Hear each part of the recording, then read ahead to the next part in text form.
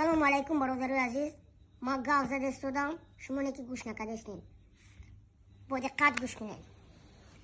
من همه قدر 3 سال کار کردم، عذاب کشیدم، زحمت کشیدم، بگیم کار کردم، با من هیچ فایده نکرد، هیچ فایده نکرد. از 100% من باید 1% اومد.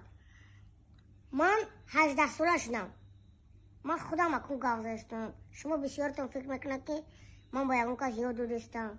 من خودم گاو زدستم. من دیگر قطعی اکای بیروز، اکای شورا دیگر کار نمیکنم. همه قدر کار باری که من کردم همه شو او خوردن، او چردن، گشتم. من هیچی. من چی؟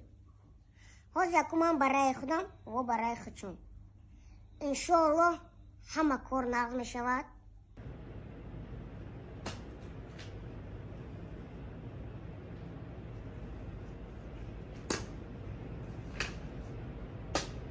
حسبی